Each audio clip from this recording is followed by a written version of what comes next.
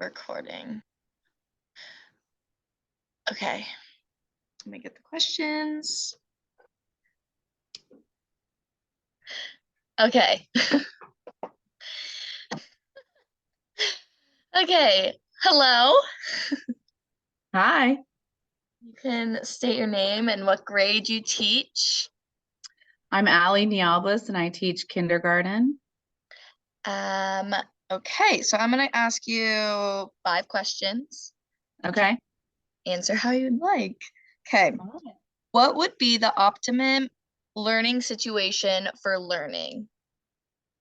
Well, I was thinking about in a math lesson, let's say, this for kindergarten, the students are all on the carpet, somewhere central for my teaching using the Promethean board, the big smart board, and DotCam. They're all sitting and watching as I do it. Now, this lesson is less than 5 minutes, again, thinking of kindergarten math standards. Then the curriculum that we use has a worksheet with guided practice and independent practice. What I like to do is after the teaching, hand them a worksheet, and then they know that they can work at their desk.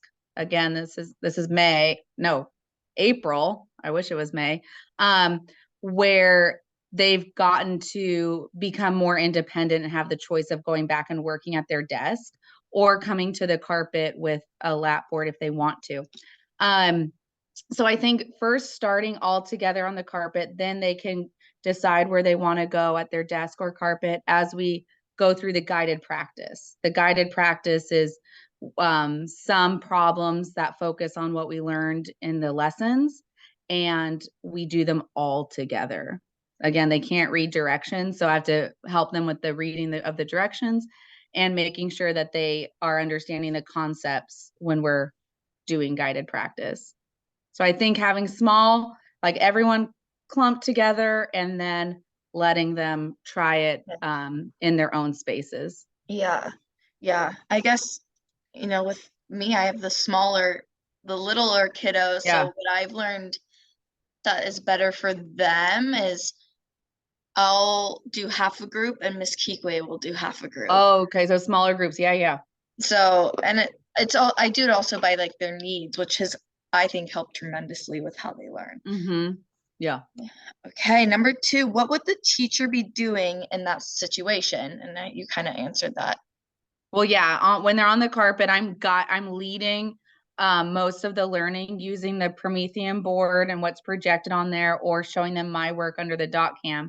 And then once they get into the independent or the guided practice, facilitating the guided practice.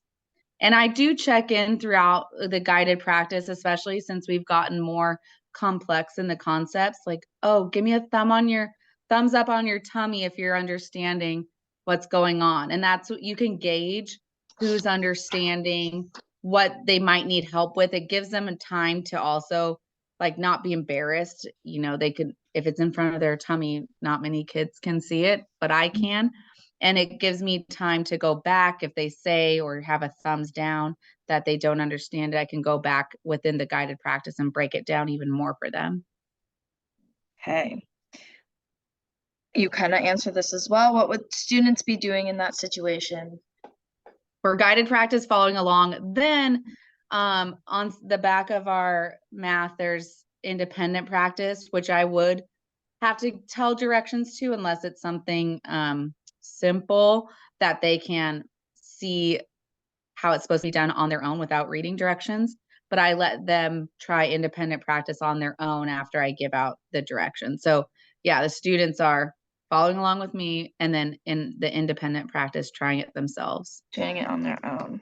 Mm-hmm. What kind of learning materials would students be using? We have, like I said, this curriculum.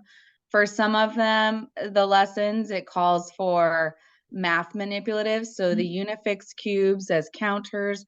I've also trained my class because, with time and their attention, maybe Unifix cubes isn't, or a manipulative isn't the best for every single lesson. So we've practiced just drawing counters. If it's adding, we're just drawing little circles that go along with the equation. If it's a subtraction problem, they're drawing the circle counters and then crossing them out and using that as a model. But yes, along with some of or most of the lessons that call for manipulatives, we use Unifix cubes Okay. Yep. and counters. I try and do that too until it turns into a See, toy. that's the thing. Yep, it turns into a toy, and then also you can't spend too much time on it. We have a lot to do throughout the day, and so you have to keep it going. Yeah. And then what would assessment look like to finish this off? For our math, as a team, we've decided to do assessments in small groups. So during centers, one of the centers is to come to my back table with me, where I have an assessment for them, and I can show you what some of the questions look like. But it gives me, doing it in small groups, and since they're 5 and 6 years old, time to make sure they're actually on number one. Make sure I'm not going too fast, and it gives them time to finish a question. And on these assessments, and then also make sure that they know how to do an assessment, like bubbling in an answer, checking it, writing in the number. But on the one I found right now, it's which one, circle how many, or bubble in how many chicks, which one has 11 seeds. So using the knowledge from the math topic to answer the questions. This one, it's a little tricky, but they have to put check marks in all the ones that apply to that answer. Others are writing in, counting and writing, circling. So they're doing a lot of different tasks in the assessment. And then for this one, it's counting on. So I listen to them count from, where is it, the blue number up to the stop sign. So if it's with a small group, I could have them like whisper in my ear so that not every kid hears.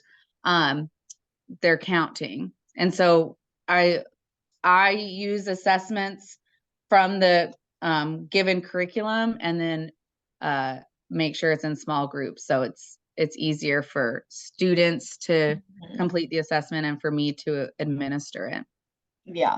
Yeah. And then also, I mean, this one had 7 problems, making it not as long of an assessment, where we can just see how many aspects of the concepts did they pick up. Yeah. And it guides the practice for the next concept too. Yeah. Yeah. So. Or we do it one-on-one, which is. And that's what's needed for what's needed. The little guys. Yep. Okay, well, that is all. Thank you so much. Great. Yeah, you're welcome.